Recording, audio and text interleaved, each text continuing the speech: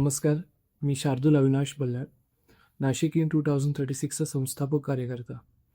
मंडळी, या सिरीजमध्ये मी नाशिकच्या विविध क्षेत्रातील दिग्गज लोकांना भेटत असतो.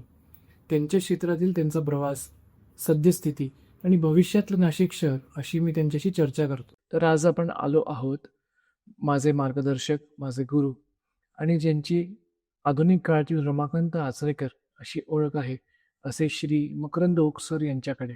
या व्हिडिओमध्ये मकरंद सरांशी आपण विविध मुद्द्यांवर चर्चा करणार आहोत. नमस्कार सर. नमस्कार. कसे आहात तुम्ही? बस छान. तुमचं स्वागत आहे या सिरीजमध्ये. माझा तुम्हाला पहिला प्रश्न आहे. तुम्ही गेली जवळपास 5 दशक क्रिकेटशी जोडलेले आहात. आधुनिक तुम्ही रमाकांत आचरेकर अशी तुमची ओळख आहे. पहिले खेळाडू, नंतर कोच या तुम्ही भूमिकेत आहात. पण बऱ्याच लोकांना तुमचा प्रवास माहिती नाही. तुमचा कसा प्रवास सुरू झाला क्रिकेट सोबत आणि NCA ची स्थापना कशी झाली? काय सांगाल तुम्ही आमच्या दर्शकांना? क्रिकेटचा प्रवास असं जर म्हटलं ना, तर मी आता खरं तर मी असं मी म्हणजे क्रिकेट आणि क्रिकेट म्हणजे मी. माझ्या दृष्टीने माझा प्रवास अशा पद्धतीचा आहे. आता मला 48 वर्ष आली क्रिकेटशी जोडून. क्रिकेटच्या ग्राउंडवर जाऊन मला 48 वर्ष आली. तर मी 77 साली क्रिकेटच्या ग्राउंडवर पहिलं पाऊल ठेवलं. आता 25 म्हणजे 48 मी आता 50 वर्ष पूर्ण होतील. तर त्याच्या वाटचाल किंवा आपण प्रवास असं ज्यावेळेस म्हणतो, तर त्यावेळेस तू काल ज्यावेळेस मला विचारलं की बा असे आपल्याला प्रश्न आहेत, मी इतके वर्ष कधी हा विचारच केला नव्हता खरं सांगायचं. किंवा मग त्यावेळेस माझा असा विचार आला, आपण 77 साली सुरुवात केली, आता 25 आहे, मी 48 वर्ष आली. मी आपल्यालाच ते खरं वाटत नाही. एवढी वर्ष झाली म्हणजे एक पिरियड बघितला तर खूप मोठा आहे. हो, पण ते कधी असं जाणवलंच नाही की एवढी वर्ष झाली. हो. तर त्याची सुरुवात ऍक्च्युली 75 साली झाली, की मी जे क्रिकेटशी मी जोडला गेलो. 75 मध्ये आपल्याकडे नाशिकमध्ये एक रणजी ट्रॉफीची मॅच झाली पोलीस ग्राउंडवर, महाराष्ट्र वर्सेस मुंबई. आणि त्या मॅच मध्ये खूप दिग्गज प्लेयर होते. गावस्कर, मुंबईकडनं गावस्कर, अशोक मनकड, पन्नाकर शिवलकर, अब्दुल इस्माईल, करसन गावरी आणि महाराष्ट्राच्या टीम मध्ये सुद्धा हेमंत कानेटकर, पांडुरंग साळगावकर, नाशिकचे अनवर शेख, अरे वा. मधु गुप्ते, असे सगळे दिग्गज प्लेयर त्याच्यामध्ये होते. आणि मी त्या वर्षी मी 10वीला होतो. आणि शाळेमध्ये नोटीस आली की बुवा रणजी ट्रॉफीची मॅच आहे, तर काही व्हॉलेंटियर्स त्याच्यासाठी पाहिजेत. तर माझा मित्र होता संजय बेरी म्हणून. मला एवढा काही क्रिकेटमध्ये त्यावेळेस फार इंटरेस्ट नव्हता.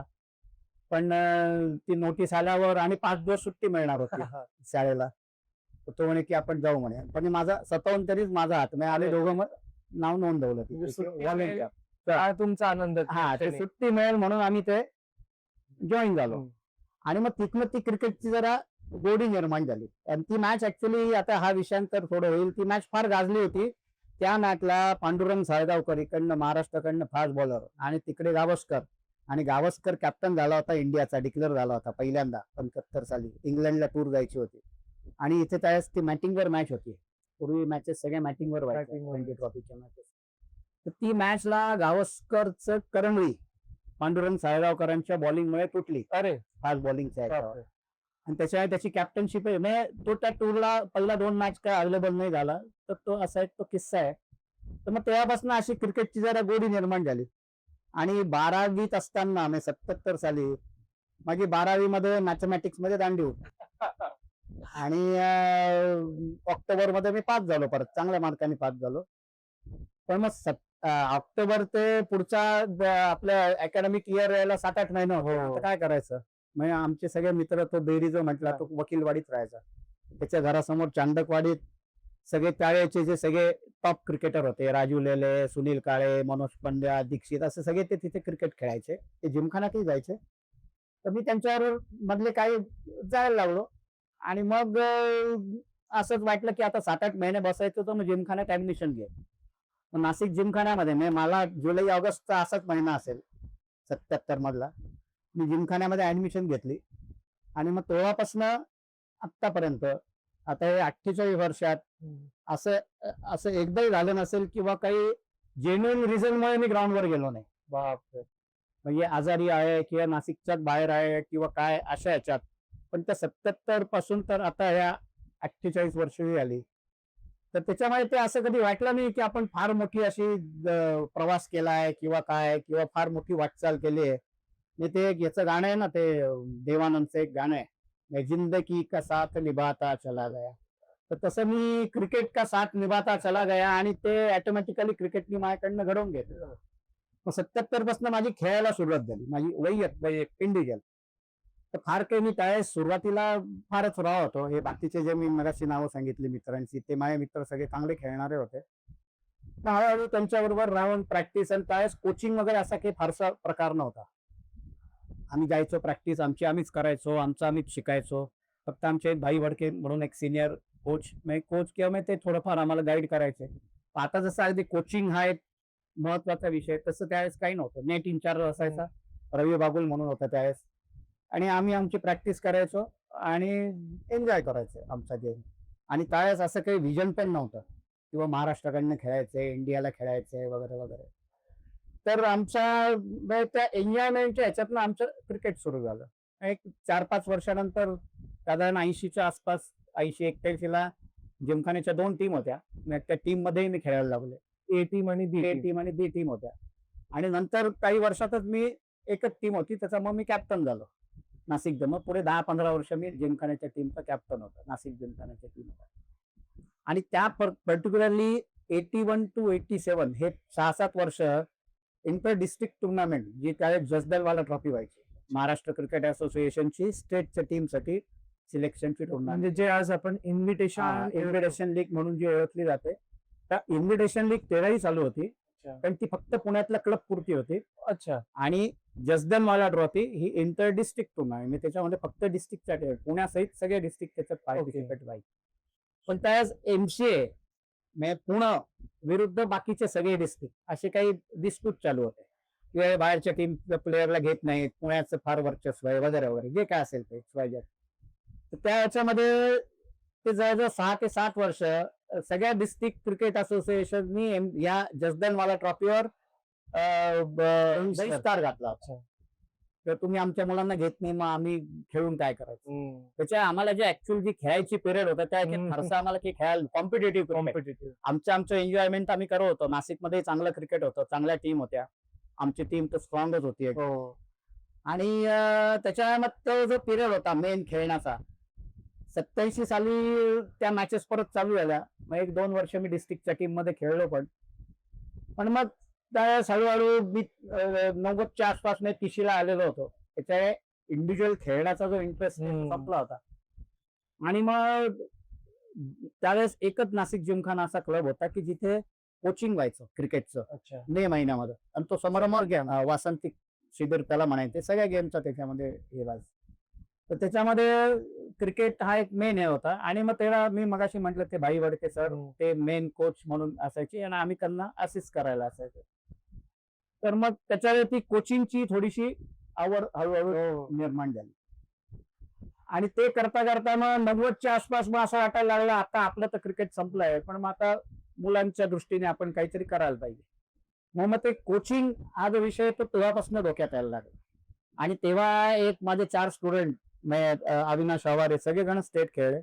दिनकर कांबळे, महेश झवेरी आणि स्वप्नील सातपुते, हे पहिले 4 स्टुडंट जे स्टेट खेळले. ते मकरंद सर ही ओळख तेव्हापासून ते आहे की ते मला सर म्हणायला लागले. नाही बाकीचे होते, पण मग तेव्हापासून मकरंद सर ही ओळख माझी साधारण 90च्या आसपास तयार झाली. म्हणजे त्याआधी तुम्हाला मकरंद दादा म्हणून? हा, मकरंद दादा, किंवा आमचे जे कलिग होते ते मकरंद किंवा मक्या, जे काय असेल ते. तर त्याच्यामध्ये ते कोच म्हणून हळूहळू मलाही त्याच्यात इंटरेस्ट यायला लागला, किंवा असं काहीतरी होऊ शकतं आपल्याकडनं. त्याच दरम्यान 87ला मी NDCAच्या ऍडमिनिस्ट्रेशन मध्ये पण आलो. अच्छा. नाशिक डिस्ट्रिक्ट क्रिकेट असोसिएशनच्या मॅनेजिंग कमिटीवर मी निवडून आलो. नंतर 91ला मी जॉईंट सेक्रेटरी झालो. मग तो ऍडमिनिस्ट्रेशनचा पार्ट त्यावेळेस चालू होता, पण मेन माझा इंटरेस्ट होता कोचिंग मध्ये. तर मग ते मुलांचं हे बघितल्यावर, त्या चौघांची प्रगती बघितल्यावर मला असं वाटायला लागलं की इतके वर्ष नाशिक मधनं, त्यावेळेस आमच्याबरोबर फक्त राजीव लेले हा एकच मुलगा होता की तो रणजी ट्रॉफी खेळला होता महाराष्ट्रात, आणि नंतर मुंबईकडनं खेळला. खूप चांगला क्रिकेटर होता तो. त्याच्या आधी जे महाराष्ट्राकडनं खेळले ते अनवर शेख किंवा बाळदाणी किंवा बापू नाडकर्णी, पण ते नाशिक सोडून गेले, नंतर महाराष्ट्राकडनं खेळले. म्हणजे त्यांना नाशिक मध्ये राहून ते नाही खेळले क्रिकेट. तर म्हटलं मग नाशिक मध्ये राहून आपल्या मुलांना ही जर मुलं 4 सिलेक्ट होतात तर पुढची काय होऊ शकते, का होऊ शकत नाही. तर त्याच्यातनं आम्हाला थोडंसं ते इन्स्पिरेशन मिळालं या मुलांच्या ह्याच्यातनं. आणि मग 95 मध्ये एक अशी सिच्युएशन झाली की नाशिक जिमखान्यामध्ये जिथे आम्ही प्रॅक्टिस करायचो तिथे badminton hall, table tennis hall वगैरे याची बांधकाम चालू आहे. त्याची आमची स्पेस बरं. कमी झाली खेळण्याची, अच्छा. मटेरियल पडलेलं येऊन. मग त्याच्या मग ती त्यावेळेस आम्ही मग असा विचार केला डोक्यात. मग माझ्याबरोबर त्यावेळेस मी अविनाश आधारकर म्हणून होता, तर तोही घ्या, सलीलचे वडील, अच्छा. नंतर मत्स्य सर म्हणून होते, आहेत म्हणजे ते अजून आमचे चेअरमन आहेत अकॅडमीचे. नंतर राजे सर, प्रशांत कुलकर्णी, दिनकर कांबळे, मनोज पंड्या, तो आता USA मध्ये असतो, अविनाश भिडे, असे आम्ही सगळ्यांनी मिळून एक ट्रस्ट स्थापन करायचं ठरवलं आणि ते Nashik cricket academy. Okay. 21 April 96 मध्ये आम्ही हायस्कूल ग्राउंडवर त्याची सुरुवात केली. आमचे जे कॉलेजमधले आमचे गुरुवर्य होते, प्रोफेसर सूर्यवंशी म्हणून, तर त्यावेळेस म्हणजे अजूनही जेवढे कोणी क्रिकेटर किंवा आमच्या वयाचे किंवा त्याच्यानंतरचे याच्यातले किंवा स्पोर्ट्समध्ये एक जे सगळ्यात नाशिकमधलं एक गुरुस्थान ज्यांचं सगळ्यांचं म्हणजे ते सूर्यवंशी. सूर्यवंशी. तर त्यांच्या आशीर्वादाने आणि त्यांच्या हस्तेच आम्ही उद्घाटन केलं हायस्कूल ग्राउंडवर, म्हणजे आताचं शिवाजी स्टेडियम. शिवाजी स्टेडियम. तर शिवाजी स्टेडियमवर आम्ही त्या वर्षी, आणि गोपाळ गोरवे त्यावेळेस चेअरमन होते झेडपीचे, अच्छा. तर त्यांनी आम्हाला मदत केली ते ग्राउंड घेण्यासाठी. काँग्रेसचे. काँग्रेसचे. तर ते झेडपीचे अध्यक्ष होते, त्यांना आम्ही पत्र दिलं, त्यांनी ग्राउंड दिलं आम्हाला, हायस्कूल ग्राउंड. तिथे एक वर्षभर आम्ही अकॅडमीची सुरुवात केली. आणि मग तिथे वेगवेगळे डिस्टर्बन्स नाही, काही सभा व्हायच्या किंवा बाकीच्या काही ऍक्टिव्हिटी, त्याच्या तिथे असं अडचणीचं वाटायला लागलं. मग तिकडनं आम्ही शिफ्ट झालो गोल्फ ग्राउंडवर, गोल्फ क्लबला. मग तिथे त्यावेळेस गोल्फ ग्राउंडची आजच्या आणि त्यावेळेच्या परिस्थितीत खूप फरक आहे. त्यावेळेस एकदम ते असं लेवल नव्हती ओपन, ते गोल्फ ग्राउंडच होतं खरं जुनं. अच्छा. तर त्याच्या तिथे गोल्फसाठी लागणारे असे थोडेसे वेळ वगैरे, म्हणजे इंग्रजांच्या काळात त्याला गोल्फच तिथे खेळलं जायचं, म्हणून त्याचं नाव गोल्फ ग्राउंड. तर ते असं लेवल नव्हतं. एक कोपरा आम्ही जिथे प्रॅक्टिस चालू केली तो एक असा सरळ पट्टा चांगला होता, तिथे आम्ही आमचे नेट्स वगैरे हळूहळू सुरुवात केली. तर ह्या पहिल्या आमचा जो कॅम्प झाला 21 एप्रिल 1996 मध्ये जो आम्ही कॅम्प, तर पहिल्याच कॅम्पला आम्हाला जवळजवळ 250 मुलं होती. बापरे. आम्हाला खूप ट्रिमेंडस रिस्पॉन्स मिळाला. बापरे. 250 मुलं. पहिल्याच कॅम्पला. अरे. नाशिकमध्ये काय की असं अकॅडमी चालू होऊन, आणि 5 वेळेस आम्ही एक गोष्ट अशी ठरवली, आमचं एक व्हिजन होतं, आमचं एम होतं, किंवा आपल्याला किमान एक इंटरनॅशनल प्लेअर नाशिकमधनं तयार व्हायला पाहिजे, घडला पाहिजे. तेव्हाचं तुमचं स्वप्न. हा, तर तेव्हाचं स्वप्न जे आहे ते आता आपण बोलूच त्याच्याबद्दल. पण ते आम्ही तो व्हिजन डोळ्यासमोर ठेवलं होतं. मग त्यावेळेस थोडी अशी माझी टिंगलही झाली की कोणी अजून स्टेटही खेळलं नाही, तर कोण इंडिया खेळलं, आणि ती वस्तुस्थिती होती, तर डोक्यातच कोणाच्या नव्हतं, हे व्हिजनच कोणाकडे नव्हतं. तर त्याच्यामुळे मग ती सुरुवात ते डोक्यात ठेवून आम्ही केली. आणि त्यावेळेसपासूनची जी मुलं, आता आम्ही वगैरे सगळे ते पहिल्या बॅचचेच आहेत, किंवा आमचे आत्ताचे ग्राउंड्समन सुद्धा जे आहेत ते सुद्धा तेव्हापासून आमच्या बरोबर आहेत, आता आतापर्यंत. बापरे. तर ही सगळ्यांचं आपण त्या बाकीच्या ह्याच्यात येऊ पुढे. तर तेव्हापासून ही सुरुवात हे व्हिजन डोळ्यासमोर ठेवून केली. आणि मग हळूहळू ती डेव्हलप व्हायला लागली, मुलंही चांगली आपली करायला लागली, परफॉर्म करायला लागले चांगले.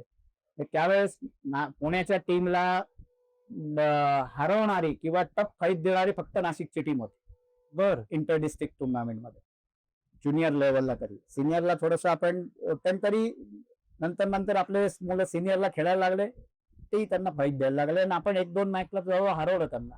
तर ती डेव्हलपमेंट इतकी चांगली अशामुळे स्टीप ग्राफ आमची सुरुवात झाली 1996 ते 2006. 10 वर्ष. पहिल्या 10 वर्षामध्ये आपली जवळजवळ 20 ते 25 मुलं महाराष्ट्राकडनं खेळली. पहिल्या 10 वर्षात. पहिल्या 10 वर्ष. त्याच्यामधली 8 मुलं रणजी ट्रॉफी खेळली, त्यातली 2 मुलं दुलीप ट्रॉफी खेळली. अरे वा. सुयश बुरकुल वेस्ट झोन कडनं आणि अविनाश आवारे साऊथ झोन कडनं, आणि अभिषेक राऊत IPL खेळला राजस्थान रॉयल कडनं. तर ही जी सगळी आपली अचिव्हमेंट आहे ही पहिल्या 10 वर्षातली आहे. आणि आपलं जे स्वप्न होतं किंवा आपल्याला इंटरनॅशनल प्लेअर, तर ते कदाचित आपलं नशीब की आता मुलांचं असतं तर ते केव्हाच साकारलं गेलं, पूर्ण झालं असतं. मी खास करून अविनाश आवारेचं मी तुला सांगतो, 2001 मध्ये तो इकडनं शिफ्ट होऊन गोव्याला गेला 96 मध्ये. आम्ही 3 वर्ष गोव्याला काही टुर्नामेंट खेळायला जायचो. अच्छा. आणि तिथे अविनाशने आणि दिनकरने खूप चांगला परफॉर्मन्स केला. तिथे माझा मित्र आहे हेमंत पै म्हणून, तर त्यांनी तर दिनकरनी पहिल्या वर्षी गेला तो 200 केले त्यांनी. तो म्हणे याला काही इफेक्ट होऊन जायला रणजी ट्रॉफी अरे वा. कारण की तो गोव्याचा त्यावेळेस सिलेक्टर होता आणि गोव्याचा कॅप्टन होता तो हेमंत पै म्हणून. पै सर. तर त्याच्या पण दरम्यान दिनकरच्या काही खास वैयक्तिक याच्यामुळे तो गेला नाही, पण अविनाश नेक्स्ट इयर गोव्याला शिफ्ट झाला आणि तो जवळजवळ 5 ते 6 म्हणजे तोपर्यंत तो महाराष्ट्राकडनं एकही मॅच खेळलेला नव्हता किंवा कुठलं स्टेट त्यांना नाही, इव्हन युनिव्हर्सिटी नाही, ग्रुपची मॅच पण नाही. बर. पण तो चिकाटीने तो करत राहिला, परफॉर्म करत राहिला आणि 96 ते 2007 सॉरी 2004 का 5 पर्यंत साधारण 7 ते 8 वर्ष तो गोव्याकडनं रणजी ट्रॉफी खेळला. 25च्या आसपास मॅचेस तो खेळला. 100च्या वर त्याला रणजी ट्रॉफीच्या विकेट्स आहेत. तर 2001 मध्ये आणि साऊथ झोनचा हे त्यावेळेस खूप स्ट्रॉंग होता. हो. त्यावेळेस हैदराबाद, तामिळनाडू, केरळ किंवा आंध्र प्रदेश सगळ्या टीम स्ट्रॉंग होत्या. आता सारखं नव्हतं प्लेट आणि इलाइट. तर त्या याच्यामध्ये 2001 मध्ये साऊथ झोनच्या टीम मध्ये जवागल श्रीनाथ, व्यंकटेश प्रसाद, डोड्डा गणेश, डेव्हिड जॉन्सन हे सगळे त्यावेळेचे करंट टेस्ट प्लेअर असताना सुद्धा हा त्यावेळेस ESPN रँकिंग असायचं अच्छा. लोकल डोमेस्टिक क्रिकेटचं. त्याच्यात हा पहिला ऑल इंडियामध्ये पहिल्या टीम मध्ये होता. वाव. नाही याला जर थोडासा नशिबाची साथ असती किंवा काही आपण म्हणतो ना ते स्थान महात्म्य हो. किंवा कुठे जन्माला आहे, तर तो जर तिकडे कुठे बाहेरच्या मोठ्या ह्याच्यात जन्माला असता तर तो त्यावेळेसच इंडिया खेळला असता 2001 सर. 2001 मध्ये.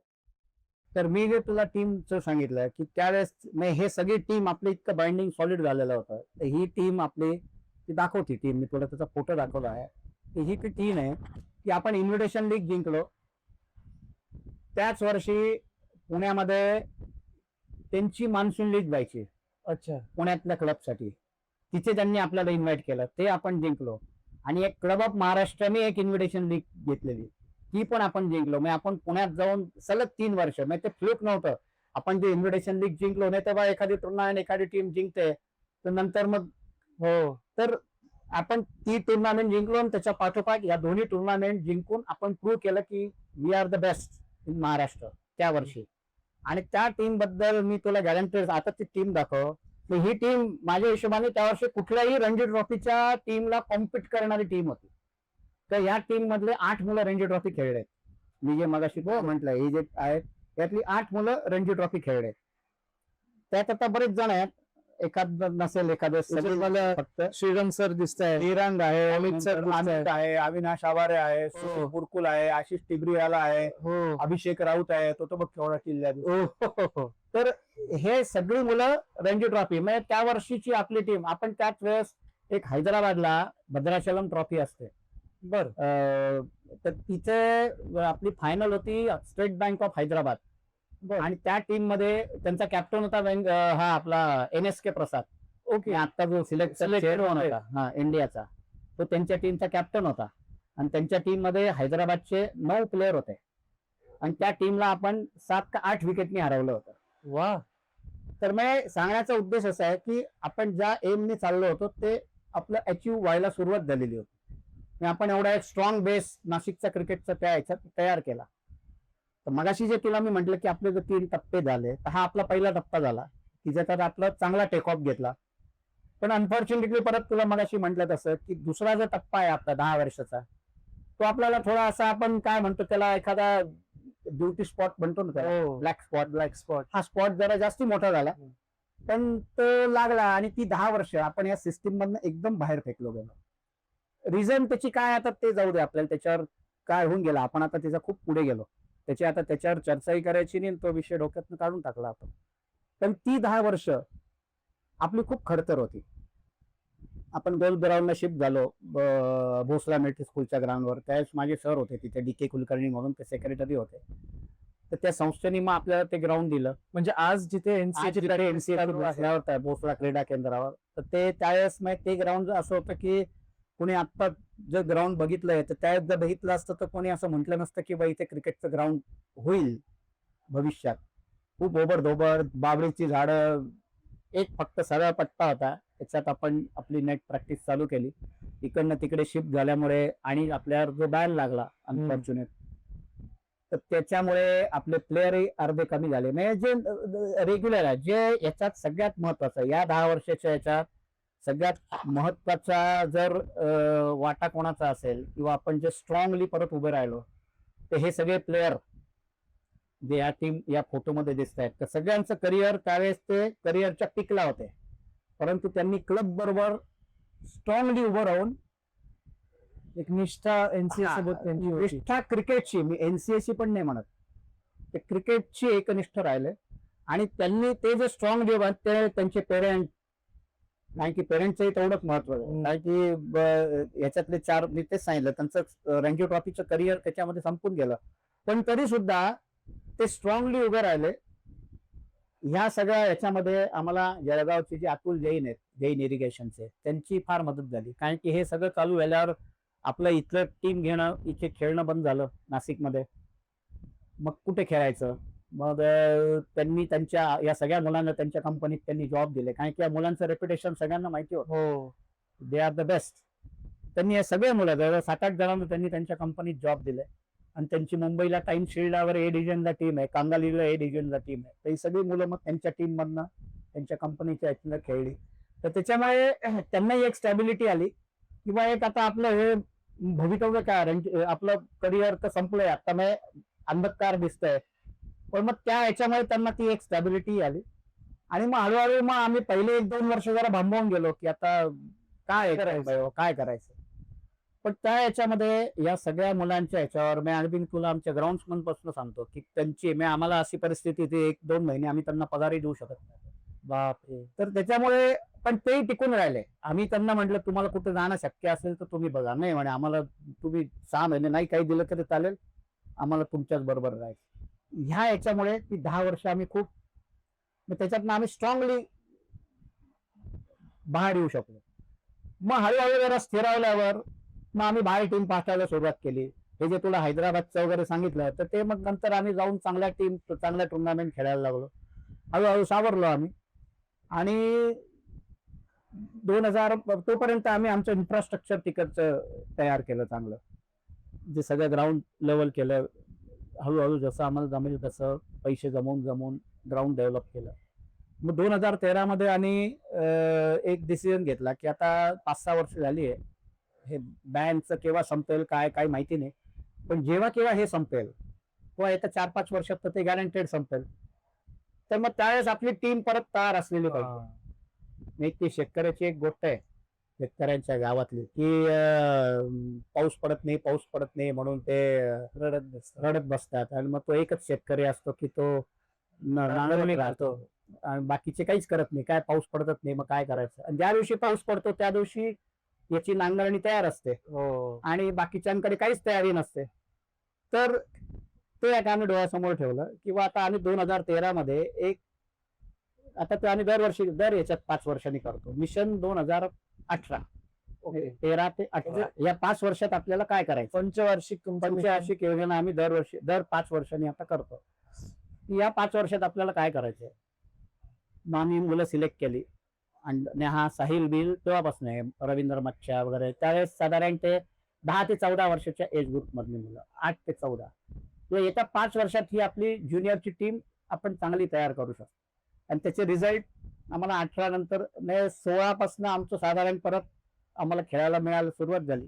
2010 ते 2016 हा जो पिरियड आहे, त्या पिरियडमध्ये आम्ही नाशिक क्रिकेटमध्ये किंवा महाराष्ट्राच्या क्रिकेटपासून एकदम साईड ट्रॅक झालो होतो किंवा वाढीत टाकलो होतो असं समजायला म्हणायला हरकत नाही. पण मग त्या पिरियडमध्ये आम्ही हातपाय घालून नाही बसलो. सुरुवातीला म्हटलं थोडंसं असं वाटलं, पण मग म्हटलं नाही ठीक आहे, ह्याच्यातनंच आपल्याला काय बेस्ट पॉसिबल आहे ते करता येईल ते करू. ते 13चं जे रिझल्ट आहेत ते 18 मध्ये दिसले. 16 पासून आमच्या टीम परत लोकल टुर्नामेंट खेळायला लागल्या आणि मग 18 मध्ये परत चॅम्पियन व्हायला सुरुवात झाली आपल्या टीम. म्हणजे आपल्याला थोडक्यात असं म्हणता येईल, हा जो पिरियड होता हा बाउन्स बॅक पिरियड होता. एक्झॅक्टली. आणि तुम्ही म्हणजे आपली टीमनी 2018 नंतर एकदम परफॉर्मन्स आणि मग परत मी तेच सांगितलं की 2016 ते परत आता 25 आता परत आपण चांगला टेकऑफ घेतो. म्हणजे ते क्रिकेटची नाही, याचा सगळ्याचा बेस काय आहे, याचा बेस सगळ्याचा क्रिकेटच आहे. परत मी मगाशी सुरुवातीला म्हटलं ना किंवा माझी वाटचाल म्हणजे क्रिकेटची आणि क्रिकेटची म्हणजे माझी, असं मी समजतो.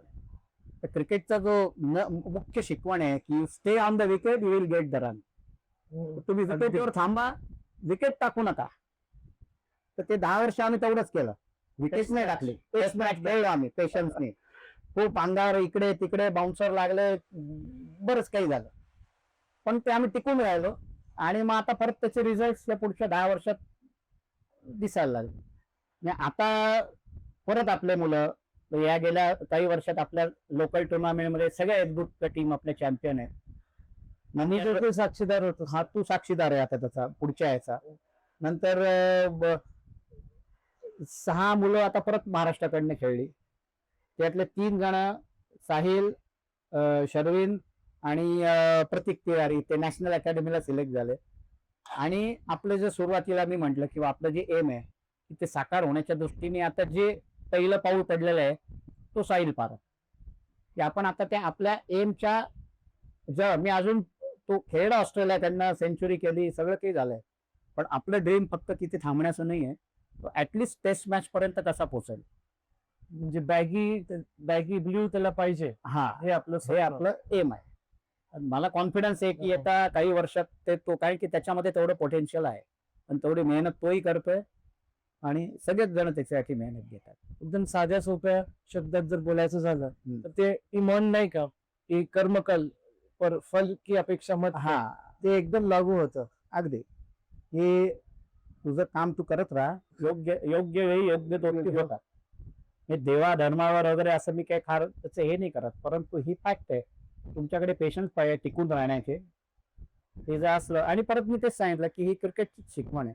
क्रिकेट हा एकच गेम असा आहे माझ्या मते की तो तुम्हाला सगळ्या गोष्टी शिकवतो. एक गावस्करचं गाणं होतं त्यावेळेस गाजलं होतं फार. अरे हे जीवन म्हणजे क्रिकेटर राजा हुकला तो संपला. यांनी एका पिक्चर मध्ये काम केलंय आणि त्या पिक्चर मध्ये तो हिरो आहे, त्याच्या तोंडी हे गाणं आहे. बर म्हटलं कोणी दुसऱ्यानी असेल तर त्याचा अर्थ काय नाहीये, हुकला तो संपला. तुम्ही नॉर्मल ह्याच्यातही तुम्ही एखादी गोष्ट तुमच्याकडनं नाही झाली तर तुम्ही तुमची बस मिस केली. जो थांबला तो संपला. जो थांबला तो संपला. तुम्ही हुकले तर तुमची विकेट जाणार, दांडी उडणार. तुम्ही हुकले तर तुमचा कॅच सुटणार, खाली पडणार. तर हे जे आहे हे सगळं क्रिकेटचीच शिकवण आहे. आणि त्याच्यामुळे हे सगळे जण जे आहेत हे पूर्णपणे क्रिकेट जगले, क्रिकेट खेळले, आणि आता पुढचं क्रिकेट घडवण्यासाठी आता परत ते तयार होत आहे. मी मगाशी जे तुला म्हटलं की ही जी सुरुवातीची बॅच आहे तेव्हापासूनचे मुलं, मी परत असं सहज कॅल्क्युलेशन केलंय काल हा सगळा विचार करत असताना. म्हटलं 48 वर्ष आली, त्यातले निदान 12-1 वर्ष मी माझं क्रिकेट खेळत होते, ज्या कोचिंगच्या दृष्टीने फार विचार करत नव्हतो. पण तरी आता 35 वर्ष तर गॅरंटेड झाली. तर या 35 वर्षात दरवर्षी 200 मुलं, बापरे, असं जर आपण ऍव्हरेज केलं तर निदान एक 7-8 हजार मुलं तरी तुम्ही घडवले आहे. घडवली असं मी म्हणणार मी, पण मग आपल्या हाताखालनं गेली आहेत काय. आणि मग त्यातले अनेक जण म्हणजे आता काही तर असे येतात की त्यांची मुलं असतात 10-12 वर्षाची, की सर मी 90 मध्ये येत होतो कोचिंगला, कोणी म्हणतो 95 मध्ये कोचिंगला येत होतो. आता ते बापे झालेत, त्यांना मी ओळखत नाही, माझ्यात काही फरक नाही. तर मग आणि त्याचा एक फायदा हाच आहे की इतके वर्ष टिकून राहायचा. या सगळ्यांचे जे प्रेम मिळालंय हे त्याचंच कारण आहे. इतके वर्ष जे आपण या सगळ्या अडचणीच्या ह्याच्यातही जे टिकून राहिलो मधली 10 वर्ष, आणि आता आपण परत चांगला टेकअप घेतला, त्याला हेच कारण आहे. जर म्हणजे या 10 वर्षात जर आपण टिकून टेस्ट मॅच बॅटिंग नसतो परत, तर आज जे आपल्याला फळ मिळत आहेत ते काहीच म्हणजे दिसलं नसतं. 100% अत्यंत खरं. नाही, आता काही जण त्यावेळेस मला म्हणायचंय की तू या मुलांचं करिअर बर्बाद झालं, तू यांना सांगायला पाहिजे होतं. म्हटलं सगळं ठीक आहे त्यावेळेस ते, परंतु प्रत्येक वेळेस ना प्रत्येक डिसिजन त्या वेळेस त्या काळा वेळेनुसार घ्यायचे असतात. ते त्यावेळेस चुकीचं वाटत असेल, पण समजा आम्ही जर त्यावेळेस हा स्ट्रॉंगली उभे राहिलो नसतो तर आज हे NCA काही राहिलं नसतं. ही मुलंही कुठे राहिली नसती. इनफॅक्ट NCA नाशिक शहर नव्हे, जिल्ह्यातील one of the top academy ते आज अस्तित्वात ओळख तेही राहिलं नसतं. तर त्याच्यामुळे त्यावेळेस घेतलेला निर्णय तो चुकीचा का बरोबर तो वेळ ठरवतो. आणि आता ही जी मुलं बाहेर गेली त्यावेळेस ती आज सगळी जण महाराष्ट्राच्या मेन स्ट्रीम मध्ये वेगवेगळ्या पदावर काम करतायत, चांगलं काम करतायत. कोणी रणजी ट्रॉफीचा कोच, कोणी रणजी ट्रॉफीचा सिलेक्टर आहे, कोणी 19चा सिलेक्टर आहे, कोणी 19चा कोच आहे. हे 5-6 जण चांगल्या पद्धतीने आता आहे. त्यांचं खेळाचं करिअर जरी संपलं त्या पिरियडमध्ये, पण त्याच्यानंतरचे 10 वर्ष ते टिकून राहिले. त्यांनी मला मुलांच्या अँगलने विचार करायला सुरुवात केली आणि आज ते चांगल्या ह्याच्यावर आहे. याच्यावरच मी तुम्हाला पुढे प्रश्न विचारणार आहे हा. की बाकी प्लेअर सोडून कसं बरं. करिअर करायचं. येस. माझा तुम्हाला दुसरा प्रश्न असा आहे, आपलं असं डिस्कशन झालं की भारतात कॉम्पिटिशन तर प्रचंड आहे आणि हे जे प्लेयर्स असतात यांचे बऱ्याच अडचणी असतात आणि यांचे बरेच स्ट्रगल असतात, तर याच्यावर काय म्हणजे तुमचं मत आहे? कारण शेवटी असं आहे की क्रिकेट खेळणारे आज इंडियामध्ये किमान काही कोटी मुलं तरी क्रिकेट खेळत असतील. नक्कीच. किंवा आपण एक स्टेटचा विचार करू. आज महाराष्ट्रामध्ये 20 जिल्हे आहेत. 20 जिल्ह्यामध्ये एक समजा नाशिक जिल्हा आहे, तर नाशिकमध्ये 1000 मुलं खेळत असतील. शेवटी तुम्हाला कुठे खेळायचं असेल स्टेटला किंवा ह्याला, तर प्रत्येकाला प्रॅक्टिकली ते शक्य नाही आहे. पण जर विजन ठेवलं, प्रॉपर तुम्ही मेहनत केली आणि पेशन्स ठेवले, सगळ्यात महत्वाचं. मी तुला मगाशी अविनाशचे जे एक्झाम्पल दिलं, वयाच्या 25व्या वर्षीपर्यंत तो कुठेच काही खेळला नव्हता, पण त्याच्यानंतर तो 5-6 वर्ष रणजी ट्रॉफी खेळला आणि चांगल्या लेवलचा परफॉर्मन्स त्यांनी केला. तर तो गोव्याचा हायेस्ट विकेट टेकर होता बरेच दिवस. तर ह्या पद्धतीने जर तुम्ही खेळत राहिले, त्याला प्रॉपर तुमचं जे पॅशन आहे त्याला जर तुम्ही प्रॉपर चॅनलाइज केलं, म्हणजे कसं आहे बघ, तू टार्गेट गोल हा वेगळा असतो की माझं हे टार्गेट आहे, टार्गेट गोल, आणि त्याला दुसरा हे आहे प्रोसेस गोल. टार्गेट तुमचं एम आहे किंवा मला हे करायचंय, मला तर ही शिडी चढून तिथे जायचंय, हे माझं टार्गेट आहे. पण त्या शिड्या चढत जाणं हा माझा प्रोसेस गोल असला पाहिजे. मी एकदम नाही तिथे जाऊ शकत. ते शेवटच्या स्टेप पर्यंत जायला मला काही स्टेप चढून जायला लागेल. आपल्या फायनल गोलला म्हणजे थोडक्यात डिवाइड करायचं. हा, तर आपण स्मॉल वेग ज्यावेळेस खातो, अख्खा नाही खात, तुकडे तुकडे करून खातो. तर तुमचा टार्गेट बेड असू दे किंवा महाराष्ट्र, इंडिया, जे काय असेल ते, आणि पहिले तुम्हाला तुमचं कॅलिबर कळलं पाहिजे किंवा मी खरंच कुठपर्यंत जाऊ शकतो. उगीच काहीतरी भलते एम ठेवूनही काही उपयोगाचं नाही. पण जे तुम्हाला अचिवेबल आहे, तुम्हाला वाटतं की मी हे करू शकतो, तर ते जर टार्गेट तुम्ही डोळ्यासमोर ठेवलं, एक स्टेप पुढचं टार्गेट ठेवा, एवढंच माझं म्हणणं. तर टार्गेट गोल आणि प्रोसेस गोल हे दोन्ही फार इम्पॉर्टंट आहे. टार्गेट तुमचं एम आहे किंवा ठीक आहे मला जायचं आहे, पण सगळ्यात इम्पॉर्टंट आहे त्याच्या आधी तुम्हाला काय करायला पाहिजे, की तुम्ही प्रॅक्टिस कशी करणार, तुमचं सायकोलॉजिकल स्टेटस कसं आहे, तुमची बाकीची सराउंडिंग कसं आहे, या सगळ्या गोष्टी खूप इम्पॉर्टंट. इनफॅक्ट फायनान्शियल कंडिशन, सर्व गोष्टी त्याच्यामध्ये सगळ्या गोष्टी आल्या. किंवा मला त्या टार्गेट पर्यंत जर पोहोचायचं आहे, तर मला जे काय आधी स्टेप घ्यायचे आहेत तर त्या कशा मी घ्यायला पाहिजे. त्या जर चुकीच्या झाल्या, आता समजा फास्ट बॉलर आहे, त्याचा जर रनअपच जर चुकला तर पुढचं सगळंच चुकणार त्याचं, बरोबर की? तर त्याचा लँडिंग चुकेल, त्याचा बॉल इकडे तिकडे जाईल. तीच गोष्ट इकडे आहे की तुम्ही जर प्रॉपर तुमचा रनअपच जर नसेल तर तुम्ही काय बॉलिंग टाकणार पुढे. तीच गोष्ट, तुमचं टार्गेट सेट केलं ठीक आहे, पण मग त्याच्याबरोबर तुमचा तो प्रोसेस गोल जो आहे तो खूप इम्पॉर्टंट आहे की तुम्ही कशा पद्धतीने ते अचीव करण्याचा प्रयत्न करताय. त्याला वेगवेगळे अँगल आहे.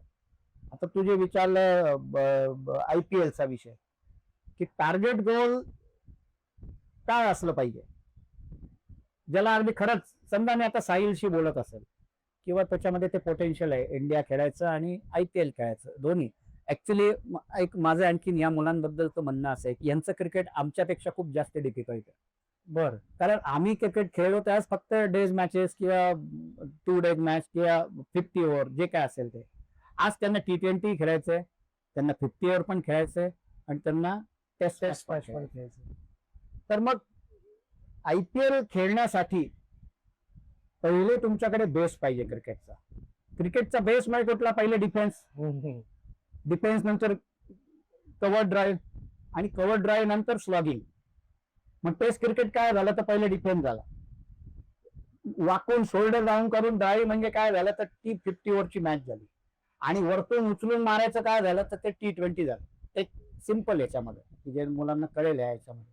तर पहिले तुमचं एम काय पाहिजे की तुमचा बेस स्ट्रॉंग पाहिजे. तो जर स्ट्रॉंग असेल तर तुम्ही ड्राईव्ह चांगले किंवा तुमचे शॉट चांगले मारू शकाल, आणि ते जर चांगलं असेल तर तुम्ही पुढचं काही करू शकतो, लॉफ्टिंगही चांगलं करू शकाल. तर तुमचं जर टार्गेट IPL असेल तर तुमचा उलटा प्रवास नाही होऊ शकत. IPL कडनं टेस्ट कडे नाही जाऊ शकत, तुम्ही टेस्ट कडनं IPL कडे जाऊ शकता. तर तुमचा बेस जर स्ट्रॉंग असेल तर तुम्ही पुढची एक एक स्टेप जाऊ शकता. आता मी इंजिनिअरिंगचा विद्यार्थी आहे, हा. म्हणजे हे आम्हाला लागू होतं. हो. म्हणजे बरेचसे जण मेकॅनिकल कडनं कम्प्युटरकडे वळू शकतात, हा. पण जो कम्प्युटर शिकतो तो मेकॅनिकल कडे नाही वळू शकत. ते तसंच एकदम तसंच झालं. तर त्याच्यामुळे एम तुमचं IPL असू दे. म्हणून म्हटलं ना की खेळायला आज जर टार्गेट आहे त्या लेवलला तर सगळं तुम्हाला खेळायचं आहे. पण मग त्याच्यामध्ये ते प्रत्येक मॅचला किंवा प्रत्येक याला तुम्हाला ते स्विच ऑन स्विच ऑफ करता यायला पाहिजे. तर IPL टार्गेट ठीक आहे, पण तुमचं मेन जर टार्गेट असेल तर ते टेस्ट मॅच असलं पाहिजे आणि त्याच्यातनं मग तुम्ही IPLचा वगैरे विचार करू शकता. म्हणजे थोडक्यात तुम्ही मोठा विचार करा आणि हा. त्याच्या बाय प्रोडक्ट म्हणजे IPL, ऑटोमॅटिकली आणि इट इज प्रॅक्टिकली अचिवेबल. सहज अगदी सहज. आज तू आणि मी कुठे गाडीत बसून चाललो, तू ड्रायव्हिंग करतोय, मी तुझ्या बाजूला बसलेलो आहे, तर तू जिथे नेशील तिथे मी पोहोचणारच आहे ना. बरोबर. तर तीच गोष्ट की तुम्हाला जे करायचंय ते प्रॉपर विचार करा, त्याच्यासाठी टार्गेट सेट करा, त्याच्यासाठी प्रोसेस काय आहे ती नीट समजून घ्या. तो प्रोसेस गोलवर जास्ती भर द्या ना तर टार्गेट गोलवर. काही केस काय होतं की आपण फक्त एक टार्गेट डोक्यात घेऊन फिरतो की नाही मला NBA खेळायचंय, मला रणजी ट्रॉफी खेळायचंय, मला IPL खेळायचंय, सगळं ठीक आहे, पण आपण त्याच याच्यात उलझून राहतो. पण त्याच्यासाठी काय करायला पाहिजे याच्यावर आपला फोकस नसतो आणि मग आपण कुठल्या तरी दुसऱ्या कोणाला तरी दोष देत राहतो. माझा परफॉर्मन्स असा होता, पण अरे पण तुझ्या कॉम्पिटिशन करणारे किती आहेत, तू त्या कॉम्पिटिशन मध्ये तू किती परफॉर्म करतोय. आज तू आणि मी दोघांनी रन केले, तू म्हणशील की मी 60 रन केले, यांनी 55 रन केले, मी 5 रन जास्ती केले, तर तरी मला सिलेक्ट नाही झालं आणि त्याला सिलेक्ट झाला. क्रिकेटमध्ये असं नाही होत. ऑन फील्ड तू काय करतो, तुझं टेक्निक काय, सगळ्या गोष्टी पाहिल्या जातात, तुझं अप्रोच काय, सर्व दृष्टीने. तर त्याच्यामुळे टार्गेट असू दे खेळण्याचं, त्याच्यात स्ट्रगल ह्या प्रोसेसमध्ये आहे, पण तुम्ही जर ते स्ट्रगल प्रॉपर हँडल केलं, ते जर केलं तर तुम्ही तुमचं टार्गेट इझिली अचीव्ह करू शकता. आता क्रिकेटमध्ये सर असे बरेच प्लेयर्स आहेत की जे खेळाडू आहे, जे प्लेयर्स नाही बनू शकत, पण क्रिकेटसाठी त्यांचं एकदम पॅशन खूप जास्त आहे, पण जर त्यांना क्रिकेटशी जोडून राहायचं, तर अशा खेळाडूंसाठी क्रिकेटमध्ये वेगळ्या काही ऑपॉर्च्युनिटीज किंवा करिअर ऑप्शन काय आहे? भरपूर आहे. आता हे बघ, मी आपला IPLचा विषय चालला होता. IPLचे फायदे तोटे दोन्ही आहे. IPL मुळे जो सगळ्यात पटकन दिसणारा फायदा काय आहे की पैसा भरपूर आला क्रिकेटमध्ये.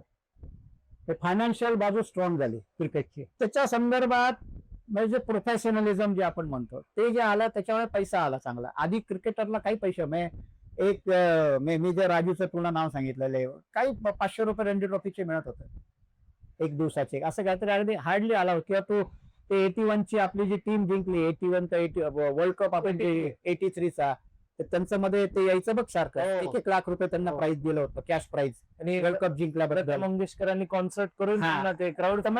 आज तू 1 लाख एका दिवसात कमवतात, एका मिनिटात कमवतात आत्ताचे, तर ते ठीक आहे, ती चांगली गोष्ट आहे.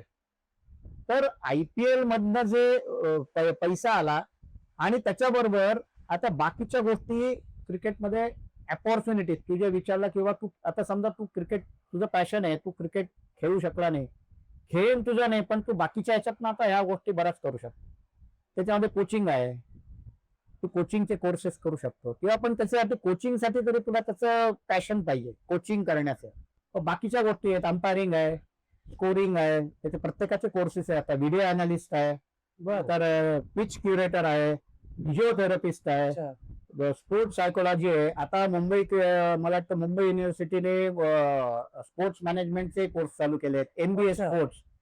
एक आपल्या इथलाच एक रोशन जोसेफ म्हणून एक मुलगा होता, तर त्यांनी तो MBA स्पोर्ट्स करून तो आता स्टार स्पोर्ट्सवर सगळ्या IPLचे बॅकडोरचे काय काम आहेत त्या याच्यात तो एकदम लिडिंग रोल करतो तो. तर असे वेगवेगळे बरेच प्रकार आहेत की तुम्ही त्याच्यामध्ये तुमचं फिजिओथेरपी आहे. अगदी तुला गंमत सांगतो, ते बॉल फेकणार आहे ना तो, त्याला काय थ्रोअर, हा, तर आता त्यालाही चांगले पैसे मिळतात. अरे बापरे. ते साईड आर्म वगैरे सगळं जे आलं, तर हे या गोष्टी IPL मुळे आल्या, हे मान्य करायला पाहिजे आपण, किंवा हे जे प्रोफेशनल सगळे जे आले ते त्याच्यामुळे आले. तर त्याच्यामुळे आता खेळून जरी हे नाही करता आलं तरी तुम्ही बाकीच्या अँगलनी बऱ्याच गोष्टी करू शकता प्रोफेशन म्हणून. आपल्या इथलाच एक संदीप चव्हाण म्हणून अंपायर आहे नाशिकचा, तो BCCIच्या पॅनलवर आहे आता गेल्या 2-3 वर्षाला तो चांगले पैसे कमवतो BCCIची अंपायरिंग करून. तर ह्या सगळ्या गोष्टीमध्ये आता प्रोफेशनली काम करण्यासारख्या बऱ्याच काही गोष्टी आहेत. तर फक्त मी खेळले म्हणजे माझं क्रिकेटचं करिअर झालं असं नाहीये. तर बाकीच्या बऱ्याच गोष्टींमधनं आता क्रिकेटचं करिअर चांगल्या पद्धतीने होऊ शकतं. सर तुम्ही मेन्शन केलं स्पोर्ट्स सायकोलॉजी बद्दल. हम्म. तर स्पोर्ट्स सायकोलॉजी, स्पोर्ट्स सायकोलॉजिस्ट याचं काय महत्व आहे म्हणजे क्रिकेट आणि इतर खेळांमध्ये? मी आजच्या कंडिशनला स्पोर्ट्स सायकोलॉजी हा खूप इम्पॉर्टंट विषय झालेला आहे. नाही ते फक्त क्रिकेटमध्ये असं नाही सांगत मी, प्रत्येक स्पोर्ट्समध्ये. मी आता प्रत्येक इंटरनॅशनल टीम बरोबर त्यांचा एक स्पोर्ट्स सायकोलॉजिस्ट असतो. आम्ही ज्यावेळेस साधारण 2001च्या सुमारास आपल्या इथे धिष्मराज बाम सर, हो. तर त्यांनी स्पोर्ट्स सायकोलॉजीवर खूप चांगला अभ्यास केला होता. राहुल द्रविड किंवा जसपाल राणा वगैरे हे सगळे त्यांच्याकडे इथे त्यांच्या काउन्सिलिंग करायला यायचे. कारण शेवटी कसं आहे की तुमचा जो बेस आहे खेळण्याचा, तो तुमचं मन किंवा तुमचं ब्रेन आहे.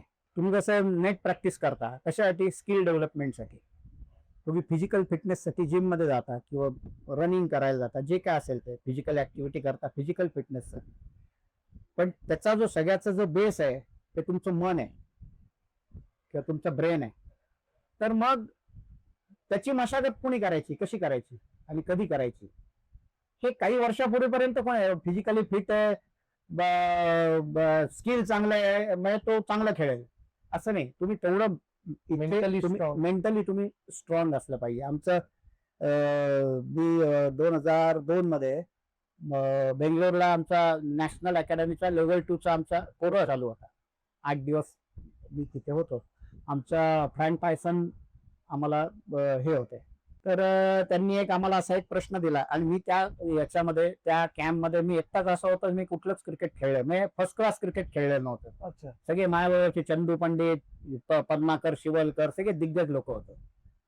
तर त्यांनी एक लंचच्या आधी त्यांनी एक चिठ्ठी प्रत्येकाला लिहिली. याच्यावर तुम्ही एक लिहायचं की स्पोर्ट्स इम्पॉर्टंट काय, फिजिकल फिटनेस का मेंटल फिटनेस. त्याच्यावर तुम्ही फक्त पर्सेंटेज लिहून द्यायचं. मी दिलं लिहून 70 असं काहीतरी, 70-30. आणि बाकीच्यांनी कोणी 50-60, कोणी 50-50, जे काय असेल प्रत्येकाने ते लिहून दिलं.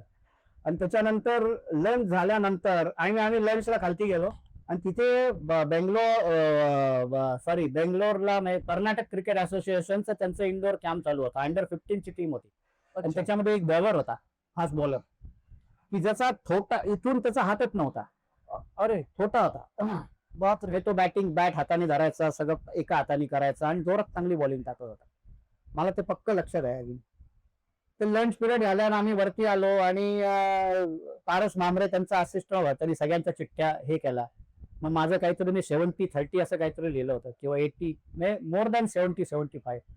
तर मला आणखी एक्सप्लेन कर की फिजिकल फिटनेस इम्पॉर्टंट आहे, तुझं म्हणणं मेंटल फिटनेस. म्हटलं आपण आत्ता जस्ट याचं एक एक्झाम्पल खालती पाहिलं.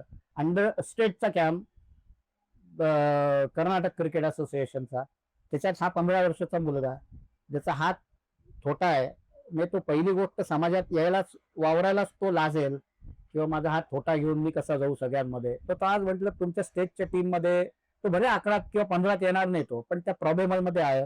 तो बॉलिंग करतोय, जिद्द दाखवतोय. तर म्हटलं हे कशाच्या जोरावर? तुमचे जे म्हटलं बायोमेकॅनिक्स आहे की फास्ट बॉलरचा हात असा यायला पाहिजे, हे व्हायला पाहिजे, तर नाहीच येते काही, ते येईल कुठून तो?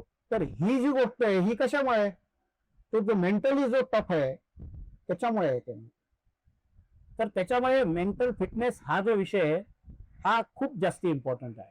आणि मग तुमच्या एखादा म्हणजे तुला एक छोटी गंमत, एक XYZ आपला प्लेअर आहे, तुलाही त्याला माहिती आहे, सिनियर प्लेअर, मी आता त्याचं नाव नाही घे. आपली पुण्याला मॅच होती अंडर 19 ची, पुणे अगेन्स्ट फायनल होती. झाले 25 वर्षापूर्वीची गोष्ट. आणि पहिल्या दिवशी त्यांचा आपण 150 अलाउट केला.